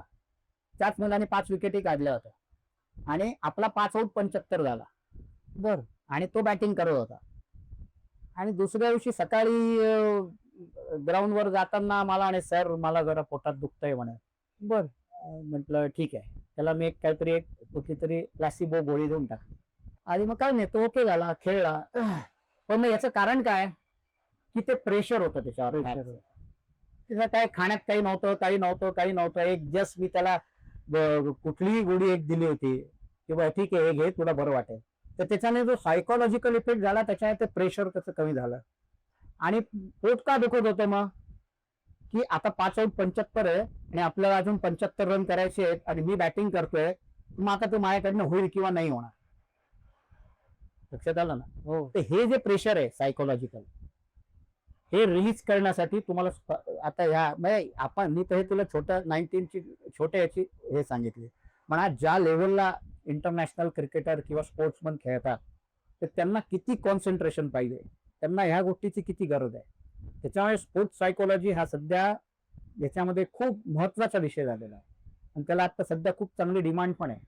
आणि आता आपण एखादा मग सायकोलॉजी हा विषय कुठला याच्यात जातो, आर्ट्समध्ये येतो. तर एखादा आर्ट्सचा मुलगा आहे तर तो म्हणेल की मला तर काहीच करता येत नाही क्रिकेटमध्ये, तर तुला जर त्याचं इंटरेस्ट असेल सायकोलॉजी या विषयात, तर तू त्याच्यावर अभ्यास कर, तू त्याच्यामध्ये करिअर करू शकतो. बर. लक्षात आलं ना. किंवा तू कॉम्प्युटर इंजिनियर आहे आणि तुला खूप इंटरेस्ट आहे, तर आता व्हिडिओ अनालिस्ट वगैरे बरेच काही प्रकार आहेत, त्याच्यात तू करिअर करू शकतो. अशा अनेक गोष्टी त्याच्यामध्ये आहेत. मग त्याच्यातली एक ही स्पोर्ट्स सायकोलॉजी. पण आजच्या कंडिशनमध्ये सगळ्या खेळामध्ये स्पोर्ट्स सायकोलॉजीला खूप जास्त महत्व आहे. माझा पुढचा प्रश्न सर तुम्हाला असा आहे की म्हणजे बरेचसे प्लेयर्स असतात की म्हणजे आता सचिन झालं किंवा विराट कोहली झाले, आता यांना आदर्श मानतात. आता सगळेच सचिन किंवा विराट कोहली नसतात आणि सचिन आपल्याला माहिती की म्हणजे शिक्षणात ड्रॉपआउट झाले आणि मग त्यांनी क्रिकेट पूर्ण हे केलं. विराटची तशी स्टोरी आहे. पण काही प्लेयर्स त्यांना आदर्श मानून शिक्षणाला जरा म्हणजे प्राधान्य देत नाही. तुमचं काय मत आहे याच्यावर? शिक्षण किती महत्वाचं आहे प्लेयरच्या आयुष्यात? तुला साईचंच एक्झाम्पल सांगतो. तो अंडर-16 ला 10वीला होता. मग जवळजवळ फेब्रुवारी पर्यंत तो मॅचेस खेळत होता. मार्च मध्ये परीक्षा होती आणि तरी त्याला 93% मार्क होते 10वी मध्ये. तीच गोष्ट आता 12वीला. 19 खेळत असताना जानेवारी फेब्रुवारी पर्यंत आणि मार्च मध्ये परीक्षा आल्यावर 85% मार्क आहे. म्हणजे दोन्हीचं जर बॅलन्सिंग प्रॉपर, अभ्यासाच्या वेळेस अभ्यास, खेळाच्या वेळेस खेळ. पण आता त्याच्यात 2 अँगल अजून. आणि तुला की आपण समजा 5व्या वर्षी मुलाला शाळेत घालतो, 20व्या वर्षी तो ग्रॅज्युएट होतो, बरोबर. मग त्याला आपण अभ्यासासाठी किंवा अकॅडमिक करिअरसाठी 15 वर्ष देतो. आपल्याला काही माहिती नसतं 5व्या वर्षी घ्या डॉक्टर होईल का, इंजिनियर होईल का, आर्किटेक्ट होईल, काय होईल. पण तीच गोष्ट मग आपण खेळासाठी का करत नाही? वा, एक तुम्ही नवीन कन्सेप्ट इंट्रोड्यूस केली. आणि म्हणजे आता जसं तुम्ही म्हटले की वयाचे म्हणजे 17 वर्ष तो अकॅडमिक्स कडे देतो. जर तो त्यांनी तितकेच वर्ष जर खेळायला दिले तर काहीतरी ते होईल. एक्झॅक्टली.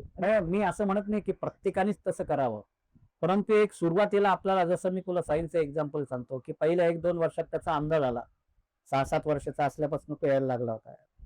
तर मग त्याचे पेरेंट्स, मी सगळ्यांशी चर्चा केली, आई वडील त्यांच्याशी, की याला तुम्हाला काय याच्याकडनं अपेक्षा आहे. नाही, आम्हाला त्याला क्रिकेटरच करायचं. पोटेन्शियल तर दिसत होतं.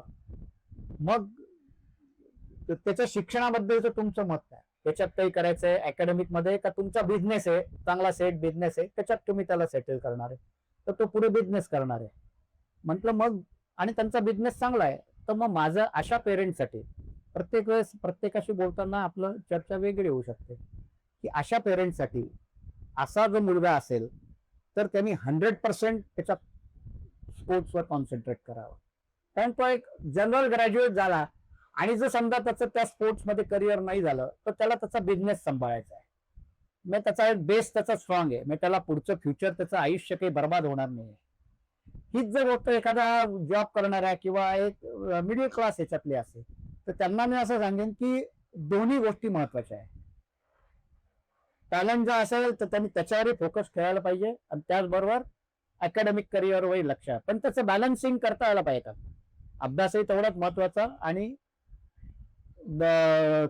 स्पोर्ट्सही तेवढंच महत्वाचं. याच्या बाबतीत जे मी सांगितलं यांनी पूर्ण काय नाही, त्याला शाळेने त्याला परवानगी दिली होती, शाळेत नाही गेला तरी चालेल, घरी अभ्यास कर. पण काही जणांना ते शक्य नाही प्रॅक्टिकली, तर त्यांनी तेही करायला पाहिजे आणि हेही करायला पाहिजे. दोन्ही ठिकाणी त्यांचा फोकस असला पाहिजे. आता सर काही जण म्हणजे इंजिनिअरिंगला ऑप्ट करतात किंवा त्यांना ते मेडिकल साईडला जातात आणि या मुळे त्यांचा पूर्ण क्रिकेटवर असर पडतो. पण मग कुठल्या प्लेअरनी कधी निर्णय घ्यायचा की मला क्रिकेटवरच फोकस करायचंय आणि आपण आपल्या चर्चेमधनं ठरलं की इतके ऑप्शन्स आहेत, प्लेअर नसून इतकं माझ्याकडे आहे ऑप्शन क्रिकेटशी जोडून राहायचं, पण मला इंजिनिअरिंग किंवा मेडिकल साईडला जायचं, हा निर्णय तुमच्या हिशोबाने कधी घेतला पाहिजे? मेडिकल किंवा इंजिनिअरिंग साईडला जायचा जो निर्णय तो तुम्हाला 12वीच्या वेळेसच करायला लागतो. पहिली गोष्ट त्याचे हे 12वीच्या वर्षात दिसायलाही लागतात. समजा एखाद्याला मेडिकलला इंजिनिअरला जायचं असेल तर तो 11वी नंतर त्याचा ऑटोमॅटिकली क्रिकेटवरचा किंवा कुठल्याही स्पोर्ट्सवरचा फोकस कमी झालेला असतो आणि तो त्याच्या अभ्यासाला लागलेला असतो. पण तू जो म्हणला निर्णय कधी घ्यायचा किंवा मी फक्त मेडिकल किंवा इंजिनियर नाही म्हणत, किंवा आपण अकॅडमिक कडे जायचं का आपण स्पोर्ट्स करिअर कडे जायचं. तर माझ्या मते कुठलाही ऍथलीट तो पूर्ण ऍथलीट म्हणून जो तयार होतो ना तो साधारण 19व्या वर्ष अंडर 19 पर्यंत तो मॅच्युअर म्हणून, पण 19 नंतर मग तो खरा प्युअर ऍथलीट तयार होण्याच्या दृष्टीने तो तयार होतो. आता एक तर काय झालंय सध्या की क्रिकेटचं वय इतकं कुठलंही स्पोर्ट्स इतकं छोटं होत चाललंय. पण 4थ्या आणि 5व्या वर्षीपासून पेरेंट घेऊन येतात याला क्रिकेटर करायचंय, कळलं का? तर तिच्या खेळण्याचं वय इतकं छोटं झालंय की समजा हा 5 वर्षाचा मुलगा खेळायला लागला आणि 15व्या वर्षीपर्यंत तो कुठे काही खेळला नाही, तर त्यालाही असं वाटतं आणि पेरेंटलाही असं वाटतं की अरे 10 वर्ष झाले खूप खेळला, काही खेळत नाही. भाई ऍक्च्युअली ज्यावेळेस त्याची amateur player to mature athlete convert होण्याची वेळ असते त्याच वेळेस बरेच जण सोडून देतात. अच्छा. तर त्याच्यामुळे 19 पर्यंत तुम्ही वाट पाहायला हरकत नाही किंवा याच्यामध्ये तयार होण्यासारखं आहे की नाही. साधारण 17-18 वर्ष म्हणजे 12वीत गेल्यावर आपल्याला अंदाज येतो किंवा हा काय करू शकेल किंवा काय नाही करू शकणार. ज्याला डॉक्टर इंजिनियर व्हायचंय तो त्या अँगलने जाऊ शकतो त्या याच्यामध्ये. पण साधारणपणे कुठलाही ऍथलीट मॅच्युअर ऍथलीट तयार होतो तो 19च्या पुढेच. 19च्या पुढेच. तर ते आपल्याला कळलं पाहिजे किंवा मी एवढे वर्ष खेळलोय माझं काहीच झालं नाही, परंतु तुमचं ते खेळण्याचं वय तुमचं ऍथलीट होण्याचं वय 15-16 वर्षानंतरच आहे. म्हणजे थोडक्यात जर सांगण्यात एन्जॉय करा एन्जॉय करा आणि क्रिकेटिंग टर्म्स मध्ये अंडर 19 पर्यंत तुम्ही म्हणजे वाट बघा. अंडर 19 नंतर डिसिजन घ्या. सर आता गेली बरीच वर्ष म्हणजे 96 पासून आपण कोच या भूमिकेत आहात आणि NCA आज नाशिक शहर नव्हे तर जिल्ह्यात म्हणजे one of the top academies आहे. आता बरेच असे लोक असतील की ज्यांना अकॅडमी सुरू करायची किंवा कोच बनायचं आहे, तर अशा कोचेससाठी तुमचा काय सल्ला असेल? कोचेससाठी सल्ला एकच आहे की अगदी मगाशी जे मी म्हटलं की कोच होण्यासाठी काय पाहिजे, पहिलं तुम्हाला ते शिकवण्याची आवड पाहिजे. नुसतं मी क्रिकेट खेळलो म्हणून मी कोचिंग नाही करू शकत, नाही तर मग सगळे टॉपचे क्रिकेटर चांगले कोच झाले असते. कोच वेगळा आणि क्रिकेटर वेगळा. नाही कोच किंवा शिक्षक जो कोणी असेल ते कुठल्याही याच्यामध्ये पहिला ते शिकवण्याची पहिले हॉबी पाहिजे की मी तुला काही सांगतोय नाही तर मगाशी जे म्हटलं ना किंवा नुसतं मी बडबड करतोय आणि समोरच्याला काहीच कळत नाहीये आणि समोरच्याला समजावून सांगण्याची माझीही तयारी नाहीये, तर मग ते फक्त पाट्या टाकायचं काम होतं. तर मला पहिले माझा स्टुडंट ओळखता यायला पाहिजे. त्या स्टुडंटकडे मी माझा स्टुडंट म्हणून बघितलं पाहिजे, माझा तो क्लायंट आहे म्हणून मी बघितलं पाहिजे. हे फार महत्वाचं तुम्ही सांगितलं. कारण काय आहे की मी कोणावर टीका नाही करत, परंतु काही वेळेस कसं होतं की आपण प्रोफेशनल कोचिंग वगैरे असं म्हणतो, too much of professionalism. Too much of professional. तर माझं म्हणणं आहे की तुमचं प्रोफेशनही करा. तर बघा आम्ही ज्यावेळेस कोचिंग केलं, मी झाले मगचे सर झाले, आमचा काळ वेगळा होता. आम्ही आमची हाऊस म्हणून ते आम्ही केलं सगळं. आम्ही एक पैसा कधी कोणाकडे मागितला नाही याचा विषय नाही. परंतु आत्ताचं काय झालंय की प्रोफेशन म्हणून जे करतायत त्यांनी त्यांची फॅमिली आहे, त्यांना आहे ते करायलाच पाहिजे.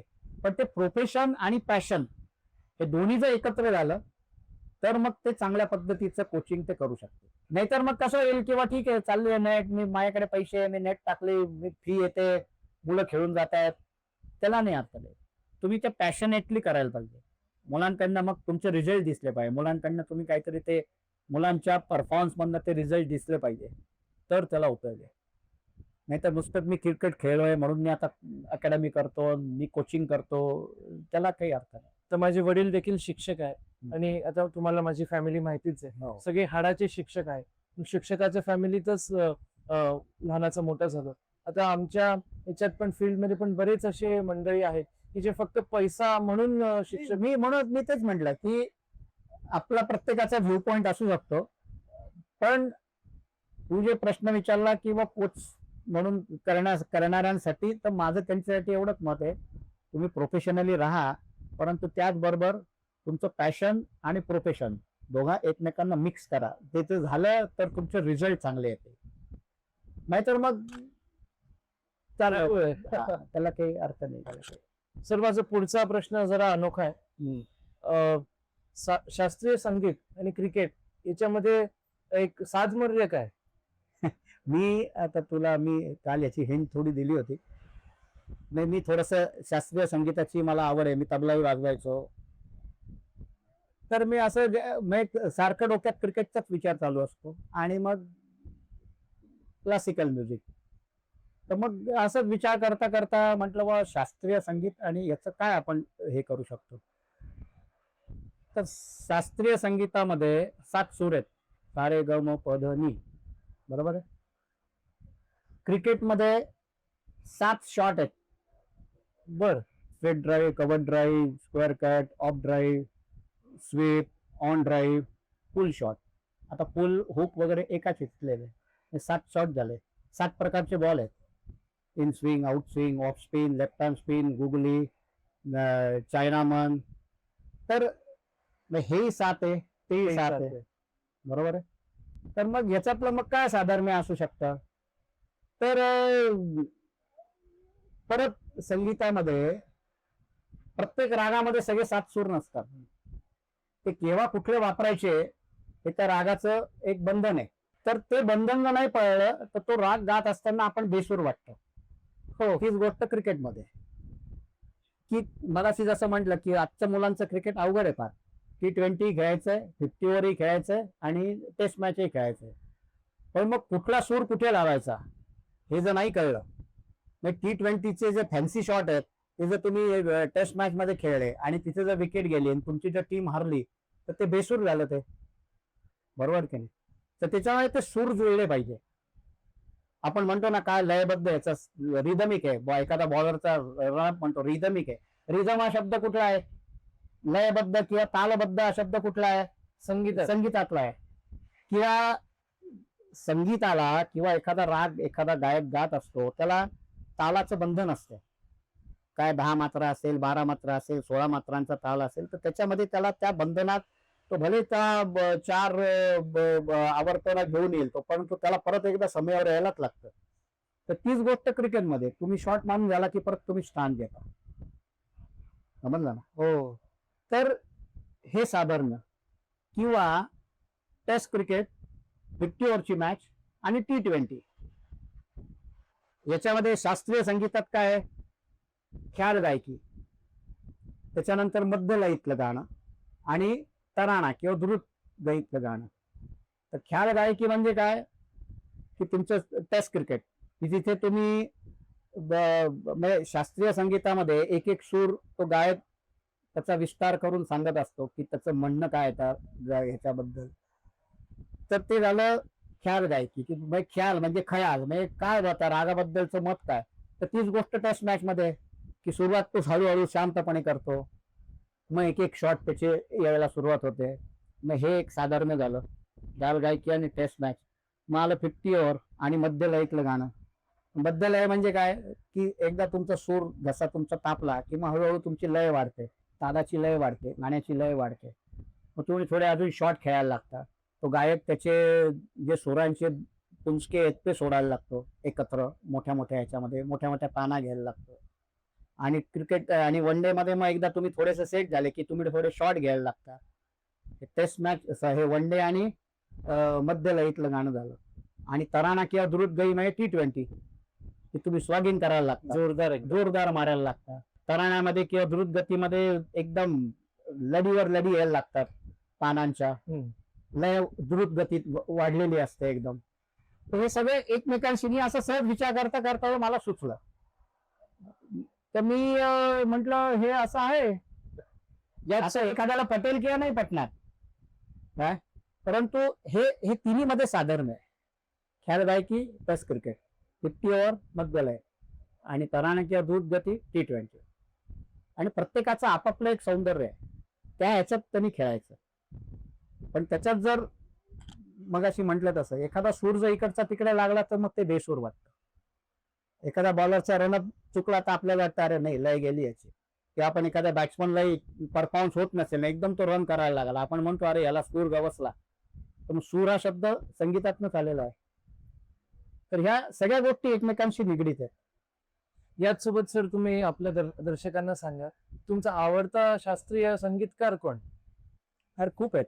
त्यातल्या त्यात एक जर सांगायचं झालं. नाही, मला खूप भीमसेन जोशी आवडतात, पंडित जसराज आवडतात, नंतर तबल्यामध्ये झाकीर हुसेन आवडतात, सुरेश तळवलकर, त्यांची हे सगळे दिग्गज एकदम दिग्गज आहेत सगळे. सर माझा पुढचा प्रश्न तुम्हाला असा आहे, आता आपली चर्चा झाली की NCA चे तुम्ही 3 भाग केलेत, 96 पासून 2006, 6 ते 16 आणि 16 पासून आजपर्यंत. तर माझा प्रश्न असा आहे तुम्हाला की तुमचं म्हणजे एक कोच म्हणून किंवा एक स्वतः म्हणून NCA साठी तुम्ही भविष्यात तुमचं ध्येय काय किंवा एक स्वप्न काय NCA अकॅडमी कडून? गेले 25-30 वर्ष आम्ही आमच्या पद्धतीने हे सगळं केलं, अमॅच्युअर पद्धतीने. मत्से सर, आम्ही सगळे, आमचं थिंकिंग थोडं गिन्या याच्यातलं आहे. आत्ताच्या याच्यात जे आपण सारखं प्रोफेशनल किंवा ह्या ज्या गोष्टी आपण चर्चा करतो तर ते यायलाच पाहिजे. आजच्या काळाची ती गरज आहे. आमचं लॉजिक वेगळं, आत्ताचं लॉजिक वेगळं, त्याच्याशी आपल्याला ते मिळतं जुळतं घेऊन करायला पाहिजे. तर त्या हिशोबाने आता आमची नाही, इतक्या वर्षात आणि आतापर्यंत आम्हाला कधी कोणी स्पॉन्सरवर नाही, आणि जे काय करायचं ते आमच्या याच्यावर केलं, जेवढं होईल तेवढं याच्यातच करायचं. नाही, गेल्या 25 वर्षामध्ये आम्ही एक पैसा कोणाकडनं स्पॉन्सरशिप, डोनेशन काहीच घेतलं नाही. एकदम सेल्फ सफिशियंट. सेल्फ सफिशियंट म्हणजे काही कमी पडले तर दोस्त मंडळी नाही ते होऊन जायचं. मी तुला एकच गंमत सांगतो. 2017 मध्ये आपल्याकडे ग्राउंडवर आग लागली होती. अरे बापरे. आपलं सगळं रूम सगळं जळून गेलं होतं. 4-5 लाख रुपयाचं नुकसान. मी फक्त मग मेसेज टाकला जुन्या प्लेअरच्या याच्यावर की बा असं झालेलं आहे, आपल्याला एवढं हे सगळं नवीन करायला 5-6 लाखाचा खर्च आहे. 2 दिवसात आपल्याकडे 5 लाख रुपये जमा झाले. त्या बात आहे. तर त्याचं कारण तेच आहे की एक तर सगळ्यांचं अफेक्शन, तर ह्या ज्या गोष्टी आहेत ज्या सगळ्या अफेक्शन, म्हणून मगाशी काय म्हटलं, प्रोफेशनलिझम आणि पॅशन दोन्ही एकमेकांशी जुळल्या पाहिजे. इतके वर्ष आम्ही फक्त पॅशननी करत होतो, त्याच्यावर खूप अडचणी आल्या. पण आता त्याला प्रोफेशनलिझम आणि पॅशन दोन्ही गोष्टी, पण तरी आमचं अकॅडमीचा आपल्या ह्याच्यावर तू बघितलं असेल, प्ले विथ प्राईड, आपली टॅगलाईन आहे. तर तशीच फायनान्शियल याच्याबाबत किंवा प्रोफेशनलिझम बाबत एक आमचं हे असं आहे की खेळासाठी पैशासाठी खेळ नाही. पैसा लागतोच आहे. आत्ताच सगळं प्रोफेशनल हे एवढं खर्चिक सगळं झालं, आपला महिन्याला 3-3.5 लाख रुपये खर्च आहे अकॅडमी. तर पैसा तर लागणारच आहे. त्या पैशासाठी आपण खेळ नाही करत आहे. तो जो खेळ आहे त्याच्यासाठी तो व्यवस्थित चालण्यासाठी आपल्याला पाहिजे. मग आता त्याच्यासाठी कमी पडले तर मग आता डोनर गेल्या 2-4 वर्षापासून आपण जी PPL टुर्नामेंट चालू केली आहे, प्रोफेशनल प्रीमियर लीग. आता याच्यात एक गोष्ट आहे, आपण गेल्या 8-10 वर्षापासून आपण जेव्हा 7-8 टुर्नामेंट करतो. मध्ये आपला जो बॅनचा पिरियड होता की आपल्या मुलांना बाहेर खेळायला मिळत नव्हतं कुठे, मग आपणच म्हटलं आपल्यासाठी आपण करू. मग आपण एक इंटर स्कूल टुर्नामेंट चालू केली सुरुवातीला. खेळ आहे त्याच्यामध्ये. पहिल्या वर्षी 8 टीम होत्या, आता 32 टीम आहेत. मग बाकीच्या प्रत्येक एज ग्रुपच्या टुर्नामेंट चालू केला. सुनील अविनाश ट्रॉफी, समर ऋषिकेश ट्रॉफी, अंडर 19 साठी सूर्यवंशी सरांच्या नावाने एक ट्रॉफी, एक अंडर 14 ची ट्रॉफी, अंडर 16 ची ट्रॉफी, प्रत्येक टीम एज ग्रुप साठी. आणि याच्यासाठी आपण गेल्या 7-8 वर्षापासून 8-10 वर्षापासून 7-8 टुर्नामेंट करतो. त्याच्यात ही प्रोफेशनल प्रीमियर लीग ही प्युअरली प्रोफेशनल नाही. त्याचा आपल्याला फायदा असाच आहे किंवा आपल्याला त्याच्यातनं फंड रेझिंग हे आपले जे खर्च आहेत ते निघायला पाहिजे. त्याला आपल्याला कुठेतरी हातभार लागतो. तर त्याच्यासाठी आपण ती टुर्नामेंट चालू केली. तर स्पॉन्सरवर आपण पहिल्यांदा त्या टुर्नामेंटसाठी बघू.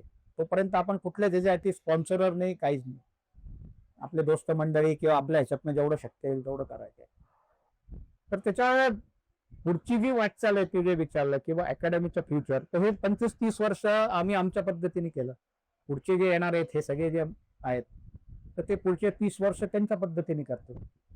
पण त्याच्यामध्ये कॉम्बिनेशन हेच असेल, फक्त प्रोफेशनल नाही, प्रोफेशनल आणि पॅशन दोन्हीची सांगड, आणि पैशासाठी खेळणे, खेळासाठी पैसा. अरे वा, फार सुंदर तुम्ही म्हणजे या प्रश्नाचं उत्तर दिलं आणि माझ्या अपेक्षेपेक्षा फार म्हणजे तुम्ही एकदम सुंदर उत्तर दिलं. वा. तर माझा एक छोटा प्रश्न तुम्हाला असा आहे की आता आपण भारतात राहतो. मी भारतातलं क्रिकेट आणि भारतात बाकीचं स्पोर्ट्स याच्यात जमीन आसमानचा फरक आहे. एक छोटं उदाहरण द्यायचं झालं तर IPL ची एक टीम आपण जर पकडली लखनौ जायंट, तर तिचं व्हॅल्युएशन आहे 7,000 कोटी आणि भारतात इंडियन ऑलिम्पिक असोसिएशन किंवा स्पोर्ट्स ऑथॉरिटी ऑफ इंडिया याचं वार्षिक बजेट असतं 2,000 कोटी. तर एवढा हा प्रचंड हा जो फरक आहे आणि भविष्यात आता आपला विषय झाला की चायना जास्त मेडल्स मिळवतं, तर ज्या खेळाडूंना क्रिकेट सोडून किंवा बाकीच्या ऑलिम्पिक गेम्स कडे जायचं तर याच्यावर तुम्ही काय संदेश द्याल किंवा कसं हे बाकीचे स्पोर्ट्स भारतात मोठे होऊ शकतील? नाही, त्याच्यामध्ये एक मुळात काय माहिती का, आपल्याकडे हे जे तू सांगतोयस ना ऑलिम्पिक गेम्स वगैरे, याच्यासाठी जे स्पोर्ट्स कल्चर लागतं ते आपल्याकडे नाही आहे. या गोष्टीसाठी आपल्याकडे क्रिकेट कल्चर आहे. लहान मुलगा कुठेही तू एखाद्या छोट्या पाड्यावर जा, 40-50 वस्तीच्या, तिथे 2 मुलं जर असतील तर एका ह्याच्यात काहीतरी हातात हळकूट सारखं असेल आणि एका ह्याच्यात चेंडू सारखं काय ते क्रिकेटच खेळत असतील. तर हे जे स्पोर्ट्स कल्चर जे मी म्हणतो, किंवा तुमच्याकडे ते किंवा ग्राउंडवर जाऊन मुलं खेळतील, वेगवेगळ्या गेम मध्ये त्यांना इंटरेस्ट, शाळांमधनं त्यांना इंटरेस्ट क्रिएट करवतील. मी जे चायनाचं एक्झाम्पल दिलं, तर ते प्रत्येक शाळेमध्ये प्रत्येक गेमसाठी वेगवेगळे कोचेस आहेत, त्यांच्याकडनं ते करून घेतात. त्यांच्याकडे त्याच्यासाठी स्पेशल कोचेस आहेत, त्यांच्याकडे त्या जागा आहेत. आज आपल्याकडे शाळांमधली परिस्थिती काय आहे, कळलं का? तर हे जर करायचं असेल तर ही आपल्याला आपली सायकोलॉजी बदलायला लागेल. किंवा नुसतं खेळ, याच्याकडे खेळ एवढ्या एकाच अँगलने बघून नाही चालणार. ते एक चांगलं पॅशन आणि तुमच्या देशाची मान उंच करणार आहे, ते फार मोठं साधन आहे स्पोर्ट्स मध्ये. आज ऑलिम्पिक मधली मेडल ची टॅली, त्याच्याने त्या देशाची जी मान उंचवली जाते. आज आपण कुठेच नाही या कॉम्पिटिशन मध्ये. नाही, आपली ऍग्रिगेट टॅली सुद्धा 100 मेडलची नाही आहे, खूप दुर्दैव आहे आपलं. एक तर तो मायकेल फेल्स, तो काहीतरी 20-25 मेडल त्याचे एकट्याचे आहेत. तर हे जे कल्चर आहे हे आपल्याकडे रुजायला अजून सुरुवात पण नाही झालेली माझ्या मते. जरी रुजलं तरी त्याला वेळ लागेल. तर त्याच्यासाठी पहिलं आपली सायकोलॉजी आपल्याला किंवा खेळाकडे ह्या अँगलने बघायला पाहिजे, किंवा जसं एज्युकेशन आहे तितकाच महत्वाचा हाही एक विषय आहे स्पोर्ट, किंवा एखादा त्याच्यातनं चांगलं करिअर त्याचंही होऊ शकतं. कारण ग्रॅज्युएशन आणि एक सिंपल नॉर्मल स्टेट लेवलला खेळ यांच्यामध्ये काही फरक नाही आहे. त्यामुळे त्याच्यामुळे म्हणून मी म्हटलं स्पोर्ट्स युनिव्हर्सिटी, त्याच्यामध्ये जर हे कोर्सेस आले तर त्या अँगलने लोक विचार करायला लागतील. किंवा आपल्याला समजा XYZ युनिव्हर्सिटी आहे, समजा नाशिक स्पोर्ट्स युनिव्हर्सिटी आहे, तर तिथे जर मी ऍडमिशन घेतली तर मला काही कोर्सेस मधनं काहीतरी एज्युकेशन मिळेल, त्याच्यातनं मला जॉब मिळतील. तर ते कल्चर ऑटोमॅटिकली ह्या अँगलने तयार होईल. आणि पालक कसे आणि पालकही किंवा नाही किंवा ऍथलेटिकचं काही इव्हेंट्स आहेत, ऍथलेटिक संदर्भातले काही कोर्सेस आहेत, किंवा टेबल टेनिस संदर्भातलं काही आहे, बॅडमिंटन, जे काय असेल ते. तर ह्या गोष्टी, किंवा आता आपल्या इथे तो एक प्रबोधन डोणगावकर म्हणून तो जिम्नॅस्टिकचं खूप चांगलं करतो, कोणाला माहिती नाशिकमध्ये, स्वतःच्या खर्चानी त्यांनी ते बनवलंय. त्या चान्सीच्या तिकडे बघून येतो कधी कधी, स्वतःच्या खर्चानी केलंय ते.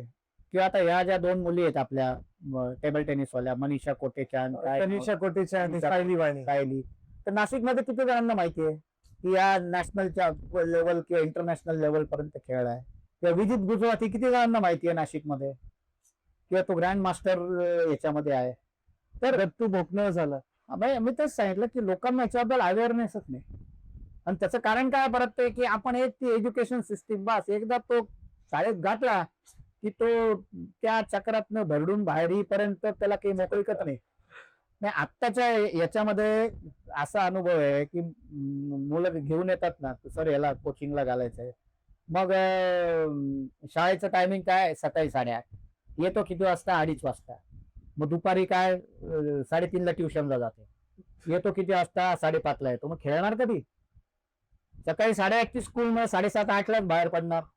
आल्यावर 2:30 वाजता मग काहीतरी जेवण खावण करून लगेच ट्युशनला जाणार. ट्युशन झाली की लगेच मग ते म्हणतात नाही आम्ही 5:30ला सोडू. हे त्या मुलाच्या जीवाचा काही आहे की नाही काही. आणि आतापासून म्हणजे असं फॅड आहे की जे फाउंडेशन कोर्स IIT मेडिकल साठी 5वी 6वी पासून अरे त्याच्यात तर 5वी 6वी केजीच्या मुलापासून ट्युशन आहे. बापरे.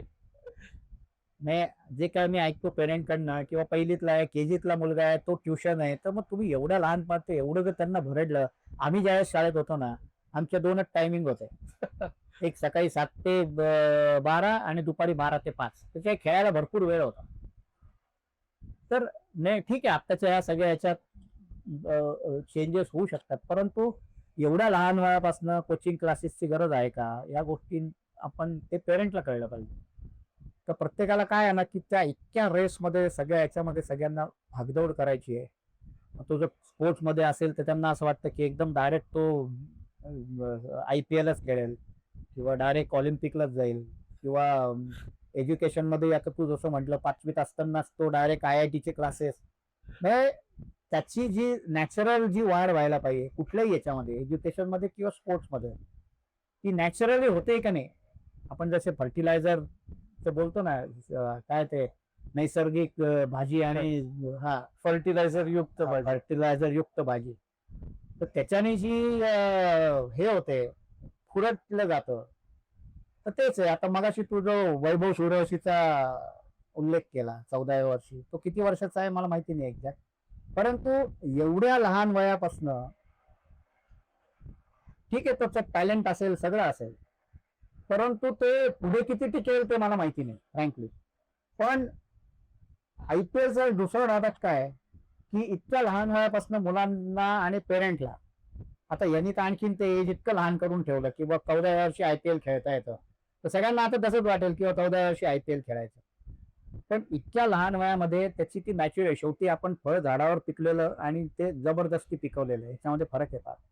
ते झाडावर पिकलं तरच ते चांगल्या प्रकारे पिकेल आणि तरच त्याची गोडी राहील. अर्धवट कच्चं खाल्लं तर ते त्यावेळेस गोड लागेल, नंतर आपण फेकून देतो. तर तीच गोष्ट आहे की प्रत्येक जण काही वैभव सूर्यवंशी किंवा सचिन तेंडुलकर होत नाही. तर याच्याने दुसरा ड्रॉबॅक याचा तोच आहे की छोटं छोटं होत चाललं आणि मग ते अर्ध कच्चं राहायला लागलं. आणि ते जर झालं तसं, मग आज इंडियन क्रिकेट मधले अशी अनेक एक्झाम्पल आहेत की जी IPL मध्ये जो काही पैसा मिळाला त्याच्याने चांगलं टॅलेंट आपलं संपून गेलं. आहेत आपल्या समोर उदाहरण आहेत, नाव घ्यायची गरज.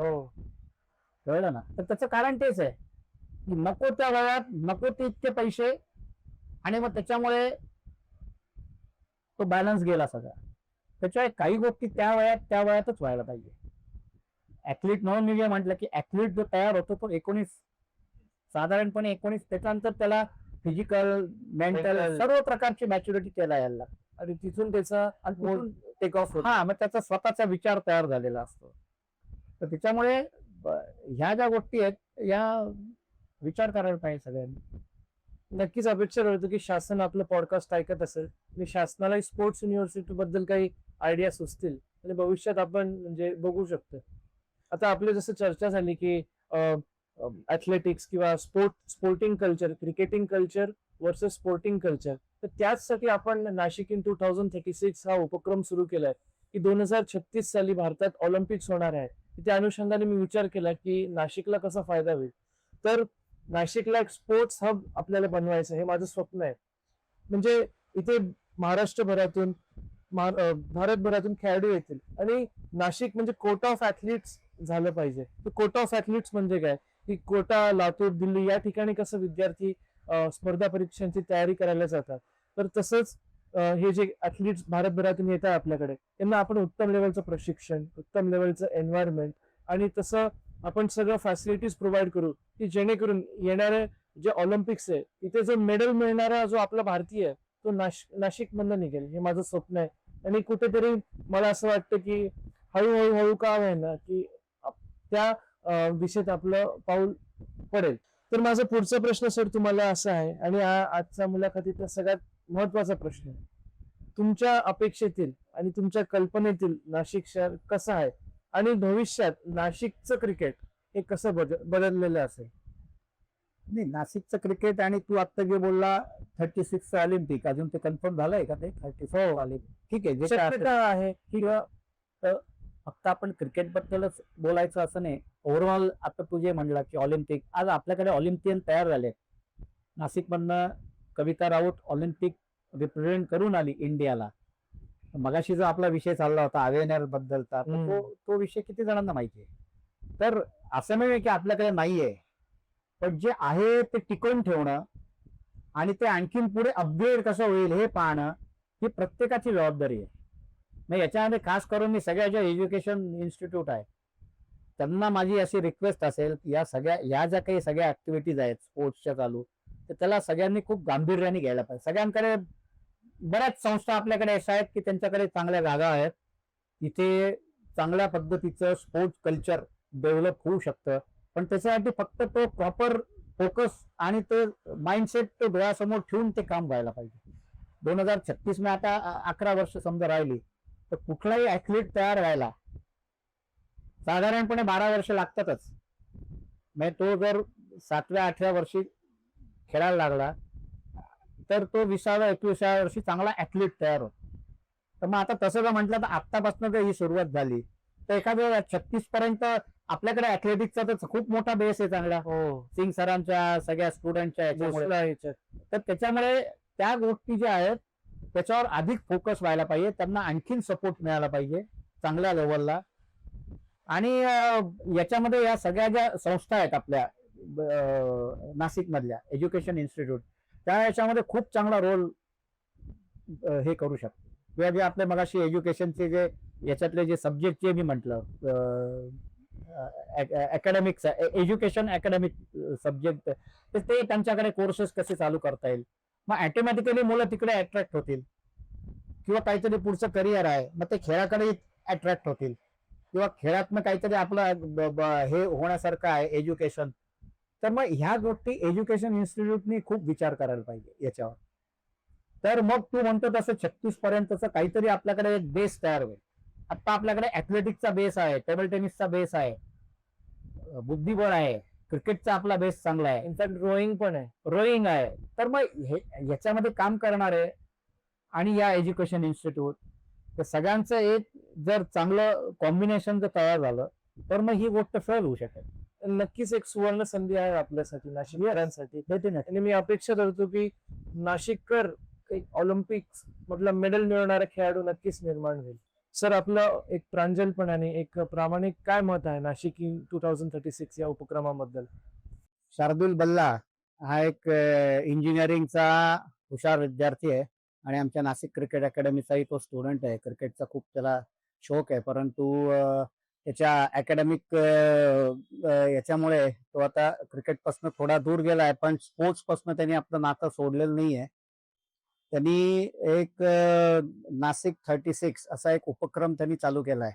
नाही असं ऐकतोय आपण की 2036 मध्ये भारतामध्ये ऑलिम्पिकच्या स्पर्धा होणार आहेत. तर त्या हिशोबाने नाशिक मधनं आपण त्यामध्ये काय कॉन्ट्रीब्युट करू शकू. बाकीच्या इन्फ्रास्ट्रक्चर मध्ये तर आपण करू शकत नाही फारसं, परंतु प्लेइंग दृष्टीने आपण त्याच्यामध्ये काय कॉन्ट्रीब्युट करू शकू या हिशोबाने त्यांनी एक सर्व्हे केलाय आणि त्याला लोकांनी खूप चांगला प्रतिसाद दिलाय. आणि मी तुम्हाला सगळ्यांना सांगेन या माध्यमातून की तो सर्व्हे तुम्ही भरा. आणि त्याच्यामध्ये त्यांनी नाशिकचं एक विजन, त्यांनी स्पोर्ट्सचं विजन, म्हणजे बाकी त्यांनी त्याच्यामध्ये ओव्हरऑल बरेच काही प्रश्न आहेत, परंतु खास करून त्याचं विजन स्पोर्ट्सच्या संदर्भात आहे. कारण की ऑलिम्पिक 2036 मधलं जे आपल्याकडे होण्याची शक्यता आहे त्या दृष्टीने त्यांनी ते केलेलं आहे. आता ऍक्च्युली आपल्याकडे आतापर्यंत एक ऑलिम्पियन होऊन गेली आहे, कविता राऊत. तर असे अनेक ऑलिम्पियन, म्हणजे एक साधारण ऍथलीट तयार व्हायला आपण म्हणतो 12 वर्ष लागतात, तर हा 12 वर्षाचा पिरियड आपल्याकडे आहे. तर त्या अँगलने नाशिक मधनं आपण कशा पद्धतीने ऑलिम्पियन किंवा त्या लेवलचे खेळाडू घडवू शकू, तर याच्यासाठी त्यांनी तो सर्व्हे करतोय आणि त्याच्यासाठी तो प्रयत्न करतोय. काही पाड्यावर जाऊन तो आदिवासी मुलांचं त्याच्यामधनं तो थोडस सिलेक्शन करून त्यांच्यासाठी काय करता येईल हाही त्याचा इंडिव्हिज्युअल प्रयत्न आहे. तर याच्यासाठी खास करून सगळ्या ज्या एज्युकेशनल इन्स्टिट्यूट जे आहेत त्या याच्यामध्ये खूप काही चांगलं करू शकतात. तर त्या सगळ्यांनी या गोष्टीचा गांभीर्याने विचार करावा आणि त्याच्या उपक्रमाला सगळ्यांनी मनपूर्वक साथ द्यावी. आणि त्याला माझ्याकडनं आणि आमच्या नाशिक क्रिकेट अकॅडमीकडनं हार्दिक शुभेच्छा. मगाशी शार्दूलच्या ज्या सर्वे बद्दल मी बोललो नाशिक 2036, तर तो सर्वे मी भरून पूर्ण केला आहे आणि त्याला फॉरवर्ड केला आहे.